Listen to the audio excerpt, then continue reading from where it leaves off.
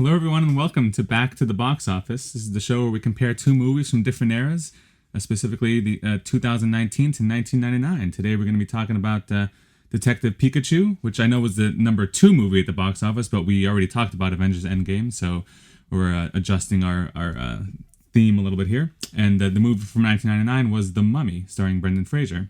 My name is Danny, and I'm here with Marcus.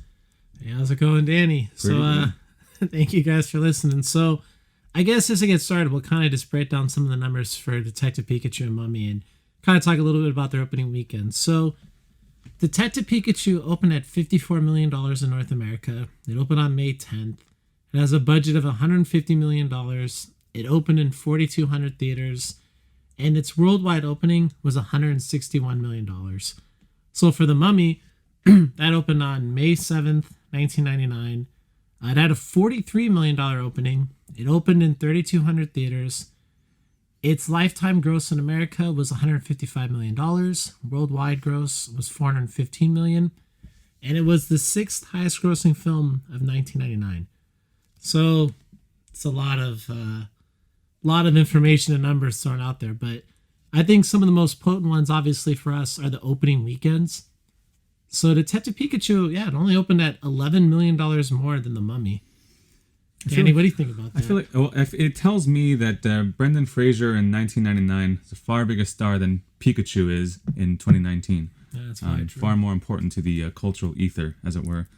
Well, what in Brendan Fraser? What was how long before or when did Encino Man come out? How many years before was Mummy? Was that like 1994? Okay, around there. I'm not 100% sure on that, but well, Brendan Fraser had a little bit of a mid to late 90s kind 92. Of domination kind of a thing. Because what did he have? George of the Jungle. He was in a movie called Blast from the Past. Yeah, with Alicia Silverstone, with Christopher Walken. Yeah, Sissy Spacek got a couple of Oscar winners there. I love that film. I know that. I think it kind of gets crapped on, doesn't it? Yeah, it's not a critically acclaimed movie, but I loved it, it's definitely a movie that I enjoyed watching and still enjoy watching. Oh, that's that's a classic. What else was he in? He was also in that Devil movie with what was the woman that was married to oh my gosh, I can't remember the guy from Mickey Blue Eyes. Hugh Grant, yeah. That guy's wife was in that film. Elizabeth Hurley. Yeah, Elizabeth Hurley. Yeah, Bedazzled. Yeah, it was. I think that one. Bedazzled was 2000, but okay, so that came out a year. Dudley Do-Right was 99. Gods and Monsters was actually a really great movie with Ian McKellen and Brendan Fraser, and that was actually pretty critically acclaimed. So yeah, he had a little moment there in the late 90s. It's too bad it faded so quickly, but it totally faded. Yeah, I mean, The Mummy. I think I people really love The Mummy. I think it's kind of like a sleeper. There's like a really big following, I think, of The Mummy, particularly for people who grew up. You had to have been of a certain age in the 90s. Maybe I would say 10 years old to 14, maybe even a little younger, screwing 7, 8 years old. Because it's very much like Indiana Jones, right? It is the Indiana Jones for that generation, maybe. And that's how I see it. I saw The Mummy before I ever saw Indiana Jones, and I think because of that, my opinion's a little skewed towards it. But I think that's just what happens when something is of your generation. You kind of have a soft spot for it, and that's how I feel about that movie. I really enjoy it. No, I mean, I totally agree with you. I think with The Mummy, I think I did watch that before I watched Indiana Jones, and I think you're right that age demographic that today would be 27 to 35. Yeah, probably something around like that. I think that is the soft spot for Mummy fans today. Yeah, maybe a little younger. Yeah, 26, 27. Mid 20s to mid 30s, something like that. Yeah. I mean, it's crazy to think about because, I mean, obviously a big story about this whole thing is for Detective Pikachu that I kind of thought for the film before it came out, I really would have thought Detective Pikachu was going to be huge. I honestly thought if you had asked me a month ago, I would have said that Detective Pikachu could have been $1 billion movie. But it's obviously not going to be the case now. No. I think as of now, I think it has $170 something million that it's grossed worldwide. That's including Monday's gross.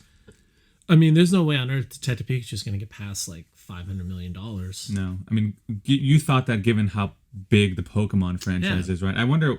And the budget too. The budget was 150 million. But yeah, budget was like 160 million dollars, something like that. Yeah, it's estimated at 150. Yeah, and then I mean Ryan Reynolds is in it. He's a big star. Pokemon is a big property. And I thought the marketing was pretty good. You know, I think the marketing was a little Ken Watanabe light. I didn't even know he was in the movie. Had they featured him a little, maybe you get a bump in those numbers. No, but I'm wondering, like, you're a big Pokemon fan. I'm not a Pokemon fan. I actually enjoyed the movie, but I think I enjoyed it because the movie doesn't require you to know anything about Pokemon or to even like the franchise going in, which is good. They're going for a broad base, but I wonder if it was like a straight Pokemon adaptation. I don't know what that would be. I mean, you know better than I do, but I wonder if it was more true to the actual series of video games, whether it would have done better. Well, because I know for Detective Pikachu, it's based on a spin-off game, but you know, you're right. Like if they had done a main entry movie, which I guess would have been something where the main character is going against gym leaders and going against like Elite Four, and then becoming the champion of the region. Yeah. I think if that had happened, I mean, that would have been more true to the heart of Pokemon, I guess, so to speak. But to be honest, I mean, I don't know. Detective Pikachu, the way that the numbers really fared, it makes me kind of think that I don't really know how well that movie would have done either. Like, if they had had a film where the whole thing was battling and catching Pokemon, I don't know if it would have made more money than this, to be honest. I mean, with this, I mean, yeah, granted the reviews weren't phenomenal. I think on Rotten Tomatoes it has like a 67, something like that. So it's not amazing critical reviews, but still it's like, well, it's not terrible. In context of video game movies, it's pretty good. And I mean, I think this the highest grossing video game adaptation opening weekend. It beat like... Did it beat Ghost in the Shell? Video game adaptation? Yeah. Video game. I'm thinking anime. Yeah, I'm pretty sure it beat Ghost in the Shell too. You're talking about the Scarlet Giant. Yeah, that's Scarlet. Yeah, no, I think it's competing with Laura. It's competing with Tomb Raider, the original one. Yeah, and I think maybe Warcraft from a couple years ago. I don't know if that's even in the top 5. Maybe I was looking at a list before we came in here, but I think that might have been adjusted. Maybe you're right. But I think it's a pretty decent video game movie, if you want to call it that. I enjoyed a majority of it, but yeah, I am actually surprised at the somewhat lackluster, we'll say. Who knows how much of that's siphoned off by the fact that Endgame is still in its 3rd week, and I think maybe that kind of they kind of hurt each other because had Pokemon not come out, I think Endgame's weekend obviously would have been much stronger, and as you can see now, it's trailing behind The Force Awakens. It's looking like it's not really going to be able to get that number 1 spot domestically. So of all time though, yeah, right. Endgame will probably be something like high, like 850 plus, 850 to 9. I don't think it's gonna. And a large part of that is just the release timing. It's coming up against. Wave this weekend. You got John Wick 3 next weekend. Aladdin, and Godzilla. I think when The Force Awakens came out, it came out like at Christmas time, right? Yeah. December 18th or something. And then the next big movie to come out wasn't until February. It was Deadpool. So it had basically 2 months to run roughshod over the box office. Yeah, I think it's funny about, obviously for the show primarily we're comparing movies from 1999, 2019. If you were to hear some of these releases coming out, you could have sworn they could have come out in 1999. A Pokemon movie, an action film starring Keanu Reeves, which is this coming weekend. We got an Aladdin movie and then another Godzilla movie. You're absolutely right. All those movies, except for Aladdin, like they pretty much wasn't the Pokemon movie. The animated first came out in 99. Yeah, I'm sure Keanu Reeves had an action movie in 99. Yeah, that was the Matrix. Oh, the Matrix, of course. The Matrix is 99. Yeah. When did the Godzilla one come out? It wasn't. It might have been 98. Was it 98? The Matthew Broderick version? Yeah. But yeah, we're pretty close. And something that we did it a couple of times on this show, where we said, okay, would this movie come out in 2019? Would it come out in 99? And in this case, I think both are definite yes. Pokemon movie 100%. It basically did. It did come out. It basically did. The only thing with the Mummy that I would say, I know we had the Tom Cruise Mummy, which was terrible. I think it was last year, right? 17 maybe.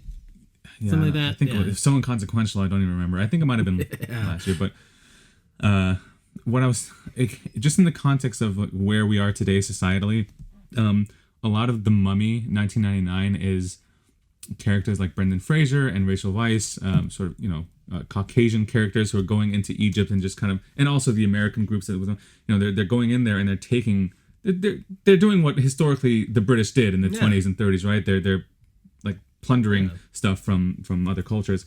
But I just feel like that would be a bigger deal today if you had a movie that was like just being really lighthearted about that. Oh, you mean like the people on Twitter? Yeah, that's what I'm saying. And there'd be articles on Deadspin. Oh, for sure. Like American pighead and fascist Brit go to Egypt and loot a pyramid, and we're supposed to watch a movie about it. That would be the Deadspin article title. You're making light of colonialism and all of its horrors, and I mean, I can very much see if the Mummy as it is now in 1999 came out today, I feel like that would be at least a discussion. Oh, there would be trash articles online. Yeah, I don't know if it would affect the box office, but that's one thing I thought when looking back at that movie. Yeah, I mean, I think one thing to me that seems incredible about the 1999 Mummy is that I remember I was listening to this whole thing about the history of the Mummy on the Cinemassacre YouTube channel, and he raised a really good point that basically for almost like 40 years or almost 50 years there was almost entire Mummy silence. Like there was, so I mean, everyone knows the Mummy with Boris Karloff, yeah, but every subsequent sequel after that, there was like 4 or 5 of them.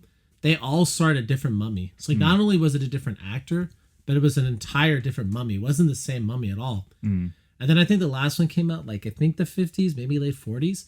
And then from that point forward to the point with Brendan Fraser, there wasn't like a mainstream universal release of a mummy film. So you got to think like when this Mummy movie was made, like it is kind of scary too. It's kind of a little bit of a horror film, obviously a lot of action and adventure. But it's interesting to me that they kind of put that all together and they made a film that opened and did so well. I mean, in 1999, I mean, it was the 6th highest grossing film of the year. Like, it's a solid blockbuster movie. I think they did a good job. I mean, they do follow that, they follow the template that Indiana Jones laid out before them, but that's not a bad thing. I mean, why fix what's not broken? Well, do you think the first one followed Indiana Jones more or the second one? Because I always feel like Mummy 2 always kind of felt like it would have slid so easily into Indiana Jones. I honestly don't remember the Mummy 2. I've only seen it once, and I wasn't a fan of it at the time. So, well, the second one kind of has more of that whole like family dynamic because they have a son that's like 10, and they're kind of all like adventuring together, and they kind of take out a lot of the horror elements. Because a Mummy, like I mean, for the people listening that don't remember, that film had some definitely horrifying scenes, like the scenes when Imhotep is like sucking out those guys' bodies and like. He sucks out that one guy's like eyes and tongue. Yeah, no, it's definitely intense for an under. That's why it's rated PG-13. Yeah, if you're 8 or 9 years old when it comes out, it's going to be a little bit intense. But that movie too. It's unlike, I guess an apt comparison is that I think it's 2018 Mummy with Tom Cruise. Like the first hour of the Mummy, aside from the first scene when we're seeing like Imhotep and Anck-su-namun, in the past. It really is. It doesn't involve a lot of the Mummy, and it doesn't have a lot of action. It's a lot of like setting up characters, a lot of character building, and setting up stakes, which is good. And then the next hour is just kind of paying off all those things to get a lot of the Mummy action in there. But I don't know if blockbusters are really because this is a blockbuster. I don't know if blockbusters today in 2019 are really doing that. If you look at, I think the Mummy 2018 opened with. Like just the Mummy waking up. I feel like it was just the Mummy waking up, and they're in this town. It's like a shoot off, and then shortly followed by some horrific plane crash. Because you're right. In the beginning of the film, they go to the underground temple that a bomb set off. Tom Cruise and his friend. And you have no idea who the Mummy is, why she's doing what she's doing. So that's just kind of. I feel like that's how blockbusters a little bit are today, where. They're focused on let's get to the action right away because we don't want to. They don't think that the audience is engaged enough, intelligent enough to really. I mean, I think you're right that's what they think, but in reality, these people are paying to watch your movie. Like their butts are already in the seat. Like you've got them. But you're thinking. I guess they're not going to like it. I don't know. Yeah, that's a good point. And it was 2017. Why did I think it was 2018? What year is it right now? 19. Man. Time. To be honest with you, I didn't hate The Mummy with Tom Cruise. I know a lot of people really hated it. I think there actually is a very old unwatchable that I think we did. Go I was check a that part out. of. I thought it was very like mediocre. I think I said it was a one timer, but I mean, I didn't absolutely hate it. There were things about it that were hateable for sure, like the fact that they wanted to plan to have this big cinematic universe. I think that's something too that I like so much more about even blockbusters in the '90s, even comparing them to today, especially, is this idea where it's kind of self-contained storylines. Like The Mummy in 1999. I mean, they didn't have to do a second or a third one. It was kind of I mean, it's cool to see Brendan Fraser and Rachel Weisz like get together and get married or whatever, but it's a very self-contained story. They defeat the mummy, they fall in love, and they have an adventure. Yeah, I think it's just so presumptuous and kind of insulting. Like when they come out and say, "Oh, this is the first in an entry of a series of movies," like as if that the movie's so great and people are going to love it that it's going to justify making a whole franchise out of it. Everything is about getting the next MCU, and nothing has achieved that even close to it. So Nothing at maybe all. just focus on making one good movie. And see how that goes. And if it goes well and audiences react, then you can focus on building it out. But to do it from the beginning is just pure hubris. And you know what they say about hubris? What do they say? That it comes before the fall. Oh, yeah. Well, I mean, talking about this whole idea of setting up sequels, I mean, there's been some talk even about, the Sonic movie. Like, is it possible that's like Tails isn't in the trailer because he's going to be in sequels and they're setting that up maybe? It's a Sonic verse, yeah. Yeah, so I mean, those are some rumors out there, and I mean, that idea, it looks like it's going to blow up in people's faces when you consider like how badly Sonic is being I mean, I'm not received. opposed to that. There's Tails, Knuckles, Amy, you got Sonic Spinball you can tap into. There's got Sonic at the Olympics. There's Rogue, the woman, the Batwoman. Yeah, you got Shadow, the Hedgehog. Set them up for the 8th film. Machine Gun. There's a bunch of places you could take a Sonic verse. Jeez. I guess one more thing before we pass on to the next topic. I guess, why did you think that, like, what could Detective Pikachu have done better to actually, let's say, like, if Warner Brothers wanted to make Detective Pikachu a $1 billion film, what would you have done differently to made it a $1 billion film? Like, let's say, okay, so you switch the release date. Let's say you move it to whenever, June or July, right? So it's not interacting with Endgame. Like, what else would you have done that you think could have pushed this to a $1 billion film? I honestly don't know if I have an answer because I don't know maybe we're overestimating Pokemon's appeal. So we talk about it in terms of the video game community, which it's very big, it's growing, and there's a huge audience there, but it's not as broad as cinema, certainly, and maybe those audiences just don't translate that well. And everyone who was driven by the fact that they were big Pokemon fans from the games or from the cartoons, they likely saw it this first weekend. And I think a lot of fans didn't even watch it, though. I mean, maybe not. Yeah. That's why I'm thinking. That's why I asked you that question. Like, maybe if it was just a more mainline Pokemon story, but with like this kind of CG instead of animated, or maybe like a big budget. Yeah. I mean, if you're a main studio or you're Warner Brothers or Universal, whatever.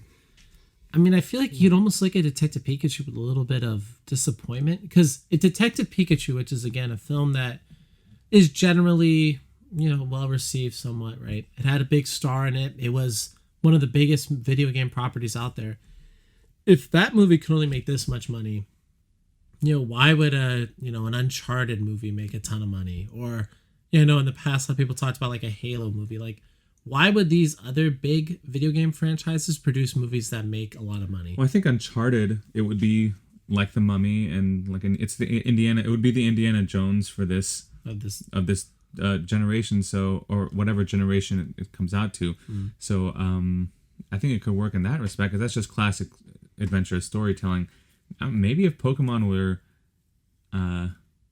isn't Pokemon mostly about battles? Yeah, it's mostly about battling. We didn't see a single, like, there's battles in the movie, but it's not traditional, like, oh, we're in a stadium and there's two trainers and they're fighting with, I think if maybe they had done that, maybe people would have been more excited about it, rather than, because what they gave us was like really minor film noir with Pokemon, which is a funny idea, and that's why I liked it probably more than I thought it would, because I like when you take a genre and you kind of tinker with it and give us something unexpected with it.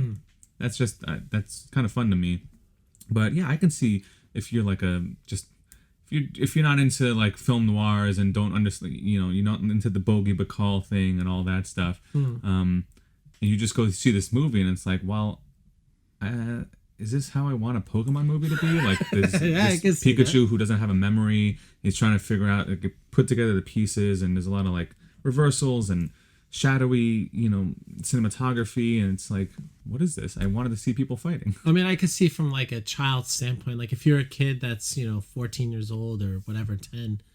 I mean, if you're going to watch this movie with your parents, I could definitely see you saying like, "Oh man, I would have liked to have seen, Blastoise and Venusaur fight, or I would have liked to have seen, whatever like a Mega Evolution or something like that." Like instead of like what you're saying, like I mean, you get a little bit of fighting. There's Pikachu versus Charizard, and then Pikachu versus Mewtwo. Yeah. But like that fighting is very kind of small. There's not a lot of it. It's not a main part of the story at all. And that's why someone like me, like I went to see if Pikachu would wear like a trench coat and a hat. Because he does wear kind of a trench coat in the game. Yeah, yeah, in the Detective Pikachu game, he didn't. And like the hat, it's like a Sherlock Holmes. He has kind of like a Sherlock Holmes type hat, yeah, right? But not like he didn't have like the type of hat like that Bogart would have worn, like a Maltese Falcon or something. But I don't know. I do feel like though with this, I mean, I guess a reasonable question is, I mean, because I know that Universal is developing a Super Mario Bros. Movie, and I think it's supposed to be Illumination that's going to do the animation work. Mm-hmm. But I just really have to wonder, I mean, are there any video game properties out there that you think are slam dunks to release $1 billion film? Because I don't know. I mean, World of Warcraft, even though I thought the movie was, or not World of Warcraft, just Warcraft, I thought the movie was straight crap, but it did make like $300 million in China. Oh, yeah, mostly China. But like, I don't really know what video game do you think could come out that would actually have a movie that can make like $1 billion? I mean, would a Red Dead Redemption film have really well done? No, because that would be a Western, and it would be a very grounded Western. So, you might get some old John Wayne fans back into the theater, but or people that like True Grit with Jeff Bridges. Exactly. That was probably the last great Western, probably. I don't know. I mean, there've been a couple that I really like the Sisters Brothers. That was kind of unconventional. Came out last year, and I just watched Hostels for the first time. Is that a Western? Yeah, it's a Western. You consider that a Western? Yeah. So there's been some good ones, but yes. But what video game property? I mean, like, because obviously for studios, they want $1 billion films, right? Yeah. You don't want. I mean, you don't want a film like they're not going to make. I know in the past they would talk about making a BioShock movie, but they're not going to make a BioShock movie that it's only going to make $400 million worldwide. So they want to make something that's going to make a lot of money. But a BioShock movie would be awesome, just because like the set. I mean, I would love it. Yeah. I think, and the setting. The story of that movie, the story of that game is so cool. It's got a lot of. It is an incredible setting. Man, it's really good. But I don't think that's not what's good about it. Is not something that's going to appeal to a mass movie audience. No. It's not like a blockbuster movie. There's a lot of thought put into it. There's a lot of politics going into it. So. Halo's a cool franchise, but I mean, Halo, if done properly, it could. I don't see any reason why it couldn't be like a fantastic big spectacle, like a sci-fi, space opera war thing. Maybe Mass Effect also as like a. I don't know the stories of the game very well, but I don't either. Maybe Fortnite the game. I don't know what the heck that would be, but just given the name recognition at this point, you probably get $1 billion just for making it. Well, they can bring in Thanos too, so they can bring in Marvel and Disney. That's true. I mean, I don't know. I feel like for the people out there that really want to see video games get turned into movies, I don't really know if this year will help that cause.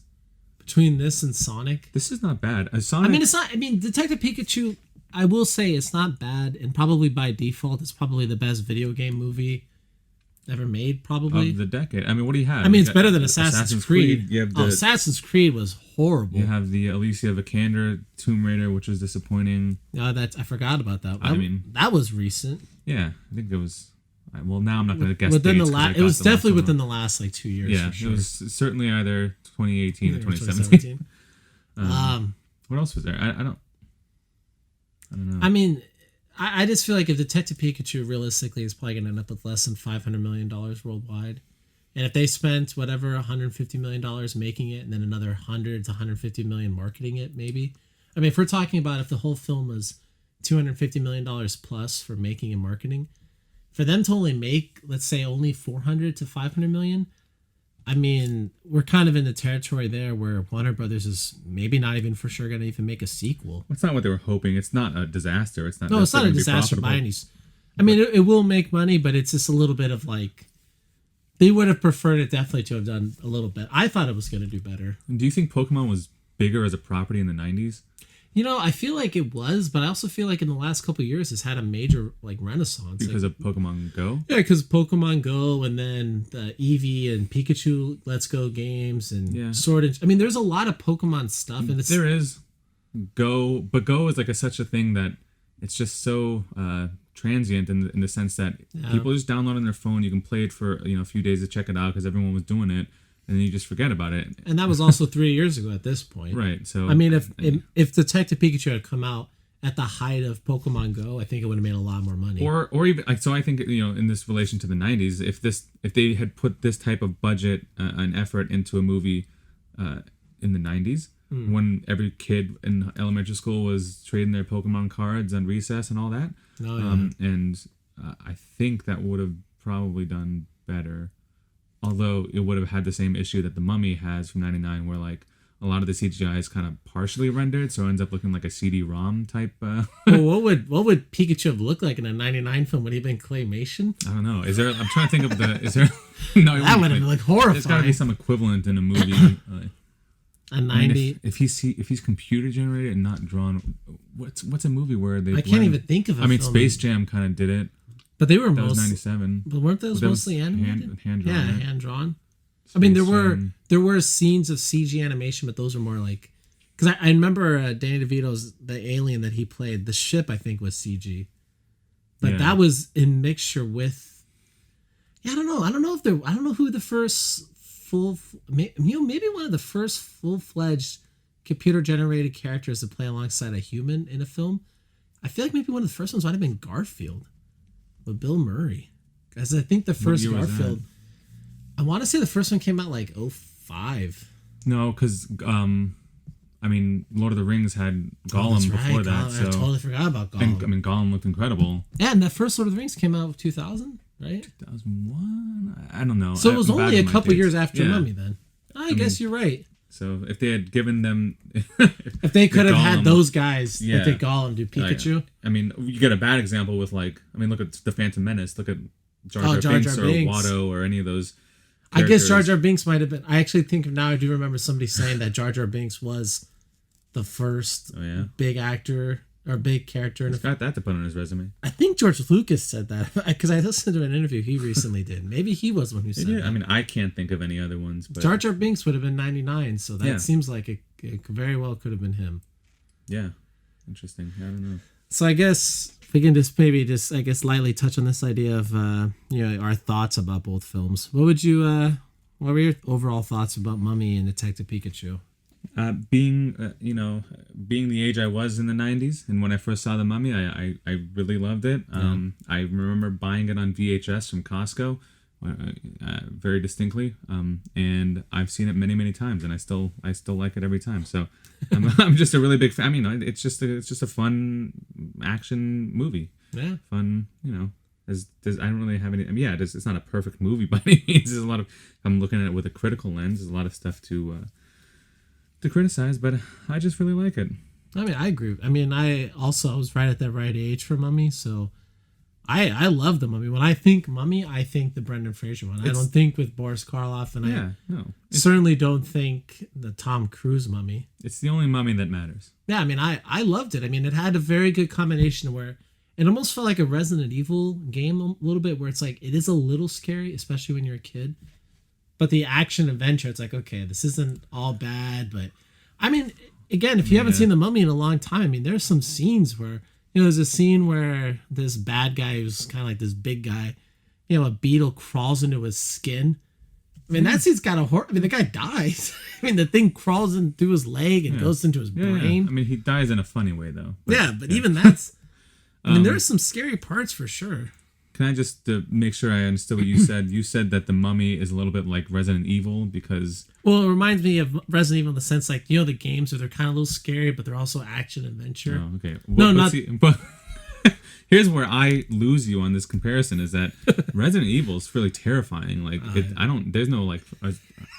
No, Maybe I'm thinking more like the fourth or the fifth one. You're talking about the games? Yeah. I mean, maybe I think they're just all maybe they are horror. just more They're scary. Just, maybe yeah. You might be right about maybe on a spectrum, maybe there. But you're right. I guess Resident Evil really is horror. Well, if you laugh while playing them, good for you. I guess everyone's true. different. And then for Pikachu, I would say, I mean, I liked it. Yeah, I thought it was fine. Not amazing. I also don't really know if any kids would necessarily totally love it. I don't know if is it a kids movie? I don't know. That's an interesting. I have no idea. I don't really have any kids around me that I could ask. I mean, I could ask them, but their parents would be like, "Get away from my kid." I enjoyed the movie, especially the first two acts, and then it lost me going into the third act, and then the climax was just utterly ridiculous, and my main point of contention with the movie. So, like anything else, I think it's just they were telling a detective story, and they told it in a semi decent way, given the fact that it's a Pokemon movie. And then studios probably like, hey, this is also a big budget. Summer blockbuster. We got to get a big. You gotta make it big and explosive. Yeah, go big. We have to have a climax that justifies the release schedule. You're right. When whatever we paid to secure the, so it faltered a little bit for me there. Maybe the people who didn't enjoy the detective parts, that was the only saving grace. Was. Yeah, I mean, I guess for some of the kids, you're right. Like if they were bored, I guess. Yeah, that probably will come up. Yeah, I mean, I feel like with Detective Pikachu, I mean, yeah, like I said, I mean, I liked it. I don't really know if... I would be shocked if 20 years from now people are talking about Detective Pikachu the way that you and I are talking about The Mummy right now. No, it's not. I would be really surprised if that happened. That realm. I don't think so. Wow, we'll be 50-year-old guys listening to that then. We're listening to people that are 30 when we'll be almost 50 at that point. Well, but, it's true. But if they're doing the same thing, they're comparing movies from that time to 20 years prior, and we don't have that affinity for movies that come out in 2019. No, we won't. We're going to be the guys. We'll be the old guys. Maybe like an Endgame. I'll be like, oh, I loved Endgame. I remember seeing that in theaters 3 times. But I guess 20 years from now, they have a new Avengers come out every 3 years. So it'll be by 20 years, they'll be on Avengers like 9 or 10. Yeah. If Disney continues at this rate. So I guess the last thing that we do, this little game that we play, the cast swapping. So if you could swap the cast from Detective Pikachu to this mummy, I mean, I guess that's the game. Yeah. So who do you got for switching? All right, well, I guess maybe it might be too complicated to go across both movies, but let's say if you switch the characters, who do you got for switching with Brendan Fraser? I think, the obvious choice is Pikachu. Obvious, I totally agree with that. I mean, the whole movie would be so different. Not Ryan Reynolds. No, but actual Pikachu. Could you imagine if it was Pikachu and there's the love story still? Yeah, why not? I think it'd be great, actually. It might. I mean, the whole film would be, I guess, a comedy at that point, right? Or would it be serious? Would it? I mean... Pikachu, he has range. You can see his range of emotions in the movie, so... Yeah, I could definitely see that. Could you also imagine in Detective Pikachu if the main kid is to reconnect with his father's Brendan Fraser, but living out as another body? Wait, so Detective Pikachu, the Justice Smith is looking for Brendan Fraser? Yeah, where he's working with Brendan Fraser, his dad. Brendan Fraser, who is not his dad. No, but if they swapped it, though, Brendan Fraser's character would be Justice Smith's father. Right, he would be. But we would see him as Brendan Fraser? Yeah, that's what I mean. Like, so they'd have to put him in some kind of, like, animal outfit or disguise or something. But he'd be a full-grown man. Maybe, what if they did Brendan Fraser, like, 2019? Yeah, that's what I was actually But at the end of the movie, it comes out and it's Brendan Fraser 99. It's like a totally different person. Back before his weird thing, whatever happened to him happened or whatever. I don't know what when happened. When he disappeared off the earth for 10 years and then came back. Well, he journeyed to the center of the earth and that's right. He never came back. Yeah, now he's back in Doom Patrol. He clawed himself up. He's gone for 8 years. Yeah. Who do you have as Justice Smith? Who would you switch him with? From the Mummy. Let me think. You know, I have the whiny brother, the brother of Rachel Weisz. Okay, so John Hannah. Yeah, what was he in Spartacus, right? Something like that. The show. Yeah, the show, right? I don't know. I never. But you know the British brother. I know. Yeah, he's Rachel Weisz's brother in the movie. Yeah, I would say that's probably fair. He's a little old. Yeah, that's true. Maybe would Anoxinamun be a good Justice Smith? Yeah, but was the girl she? Who played her? She's pretty young. Yeah, she was, but she was also like in the first one. She was like a bad guy and a minor character, though, right? Yeah, it's okay. I guess that would actually make more sense than the whiny brother. Yeah, maybe. Man, she was so attractive in those first two.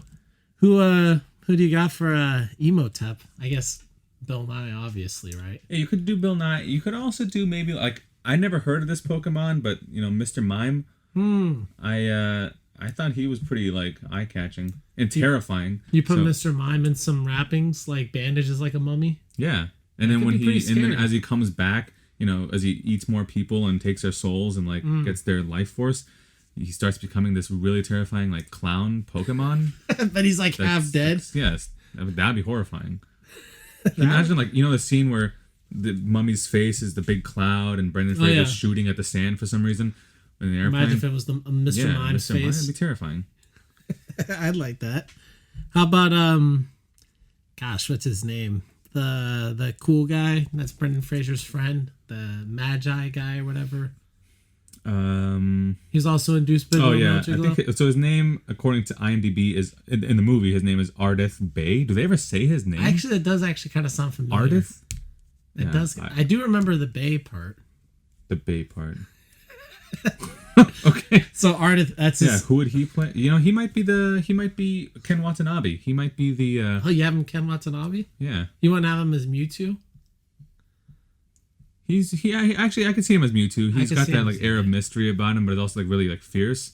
But he's also got that voice too. Where he sounds like he could be good at narrating stuff. Because I think he actually does do narration. You're right. I'll change my answer. But I can also see him as, because nowadays with him being, he's probably mid 50s now, probably mid 50s to 60 probably. He might be, yeah. He could also be an old wise detective like Ken Watanabe, and he could also get paid $800,000 to do 2 days of work. Yeah, but we're not aging the actors though. We're not taking them. But if you were to put him today, I could see him doing that. He was also in Resident Evil as well. You know who could play the detective? I don't know if you remember in The Mummy, the detective being Ken Watanabe's character. Yeah. He was the guy who ran the library in Alexandria, who Rachel Weisz worked for. Oh, gosh, I don't remember that character. His name is Eric Avari. This guy. Oh yeah, with the white beard. He's bald. He could be the Ken Watanabe character. Oh yeah, hasn't he been? Hasn't he been Ken Watanabe? No, hasn't he been a detective or something in a movie? Or he's the guy from Mr. Deeds, right? Yeah. he's the guy that eats the Frosty from Wendy's. Oh, that's right. I could see that guy as Ken Watanabe. What a great film. Oh yeah. And I guess for Rachel Weisz, I guess it's just Catherine Newton. Or Psyduck. I think Psyduck would be funnier. If we're making Pikachu Rick O'Connell, then make Psyduck like a girl Psyduck so they can hook up. Is there a girl Psyduck? Oh yeah, well, all Pokemon come in two genders. Oh, do they? Well, how do you refer? I was confused about that, but apropos of not what we're doing, but they don't have names. They're just all the same name. So there's 10 Greninjas in a scene, and they're all named Greninja. Yeah. So in the games, you can rename your Pokemon. It's if you catch, let's say, you catch a Squirtle, or you can't really catch a Squirtle. If you catch an Eevee in the wild, right? You can name it whatever you want it to name, but everyone else refers to their Pokemon by that name. So if we both had Eevees, we both call them Eevees. That's so crazy to me, because that would be the equivalent in human terms of saying, okay, nationally, here's where you were. So if I'm dating someone who was born in Armenia, and you're also dating someone born in Armenia, and both of our wives then, or girlfriends or whatever, oh, you're with an Armenian. You're with an Armenian. It's what? But they don't have name. We're just gonna identify everybody as Armenian instead of. Or that just cats. Seems really weird. Everyone's cat is named Cat. Yeah. That's literally the case with Pokemon. That's a huge. I have a huge issue with that. Well, because too, in the Pokemon games, there's a lot of Pokemon you can't catch in the wild. So Greninja, I don't know about Pokemon Go, but In the main games, you can't catch them. You In the buy wild. him at a store or something. Now you're giving him in the beginning of the game his pre-evolution form, his like You're first giving form. him, so he's even less valuable than something you buy in a store or find in the wild. You're just like, I don't want this, take it. Well, it's kind of like a starter thing where he's like, it's like the starter Pokemon are like the very unique, like you can only get one of them in the game oftentimes. Okay, well, one day we'll do a podcast where you explain Pokemon to me because that. I know there's so many outrageous. things with Pokemon when the first game came out. That's like I remember playing Pokemon for the first time when it first came out. I think I was like 7 or 8. I remember getting it for Christmas, and when I was 7 or 8, I could read, but I wasn't like the best reader in the world because I was 7 or 8. And I remember just being so lost in the game, like especially in the first ones. There's a lot of reading, and there's no instructions really. So you don't know anything about the different types. You don't know what beats which type. You don't know how to do anything. They didn't have like a compendium that goes with the game that it would explain. Wasn't it? Is it like, Well, they talk to you about like how to they'll talk to you about how to catch Pokemon, and they'll tell you like you have to buy items, but they don't tell you, for example, that fire type has an advantage over grass, or that flying type has an advantage over fighting type. you just have to know that if you're in a fight and you can fly away, and if you're fire, grass burns. If it's dry. Yeah, but I mean, like in the game, there's like all the because it's basically Pokemon's all of a game of like rock paper scissors, so it's like Sounds so exciting. yeah, but I mean, so there's all these different typings, but yeah, I mean, you don't know any of that going into the game. Like they don't break it down and say like, like thunder has an advantage over flying, and rock has an advantage over flying, and they don't go over any of this stuff. So if you're a kid, you're really SOL when the first game came out. There wasn't even the internet to help you because the internet was full of lies at that time. The internet in 1999, the late 90s was all full of crap. Well, I don't think that's changed. I think it's just more readily accessible crap and more abundant. But like in the past, it used to be for Pokemon. I mean, I guess people that are probably near my age probably remember this. Like with Pokemon, there was so many crap rumors like in the late 90s, and you couldn't verify anything online because everyone had DSL or nothing. So like in Pokemon, there was all these theories about how you can go to different lands that were totally untrue. And basically, the reason why there was all these theories about Pokemon is because there was a thing called a Missing No, which was like a glitch Pokemon that they didn't intend to be in the game, but you could do a soft form of hacking that normal people could do, and you can catch this Pokemon. And it basically like got you all these like duplicates of certain items that were very valuable, and it was a very great glitch. But based on that glitch, you heard crazy stories from kids from the schoolyard would tell you like just lies. Dude, that's actually something. But it was exciting. Yeah, it is. Like, I think you definitely don't have that anymore because it's impossible. But at that time, before the internet, like before it was so ubiquitous to have all the information at your hand, you go to the playground and be like, oh, I found this really cool, like this, like you said, a glitch or some code or some hidden area in this game, and it just became like a legend on the playground. And, Exactly. And it's kind of, I mean, it's fun. It's a nice thing for kids to have in their little kid bubble, for this thing to be, oh, did you hear what little Timmy said? Everyone's little Timmy, in the same way that all Pokemon are Pokemon, or all Pikachu are Pikachu. Anyways, I mean, you remember that even too, like for Super Mario 64, people would say things like, "Oh, you could play as like Luigi." Yeah, in the game. if you get the. But like in reality, you could actually play as Yoshi, but because people told you that you could play as Luigi and you couldn't play as Luigi, you thought it was just lies. Yeah. So you couldn't tell the difference between truth or lies in the late 90s, early 2000s if you were a kid. Yeah, and now there literally is no difference. Yeah. Well, at least now, I mean, when it comes to gaming stuff, there is actually some truth online. No, that's true. I just meant more generally. Oh yeah, more generally. No one believes anything. Yeah. But at least for gaming, in this post-fact world. But anyways, so as not to get too into the weeds in Pokemon and like video game culture. Yeah. Who do you have for Emotep? Yeah, I guess. Well, yeah, Emotep. Yeah, Bill Nye probably, right? Bill Nye. Yeah. Is there? Yeah. I guess Bill yeah. That makes the most sense. I mean, he was one-to-one Davy casting. Jones. Yeah. Right. He's not culturally appropriate. Oh yeah, that's right. So maybe you consider that. Is there a culture? Is there like a Pokemon that's somewhat Egyptian? Yeah, there is. There's a Pokemon that is living in. He has a, what is it called when the pharaohs were buried inside of, like the casket itself. Like a sarcophagus. Yeah. There's a Pokemon that's that. Really? Yeah. So I guess that would be Emotep. Okay. Yeah. That Pokemon we're just making the Mummy a Pokemon movie. Yeah. If it was a Pokemon movie. Wow, that would be weird. At least Gengar would probably look better in that version. I don't know who Gengar is. Gengar, he he was fighting. Remember the fight before Charizard and Pikachu? There's that water guy. Yeah, there's that ghost guy. Oh my gosh, I hated the way that Gengar looked. I love Gengar. I think he's a really cool Pokemon, but in the movie, his teeth look really weird. Do you remember him? I know. Oh, yeah. If you like Gengar, you're not gonna like him in this movie. I think he looks weird. Kind of looks like one of those toys that you'd like those squishy toys that used to be around where you kind of grab them and they squish and their faces look ugly. Yeah. Kind of look like that. Most things look ugly when you squish their faces, though. That's true, but you know what toys I'm talking about, right? Yeah, those little balls, like the stress toys. Stress toys, yeah. All right, well, I guess that probably about does it for this episode. Yeah, really comprehensive analysis of the Mummy and Pikachu. I know, 2 movies that probably no one's ever even thought to compare back to back. All right, well, definitely make sure you guys check. See why. All right, make sure you guys check in next time for our next episode. Thank you for listening.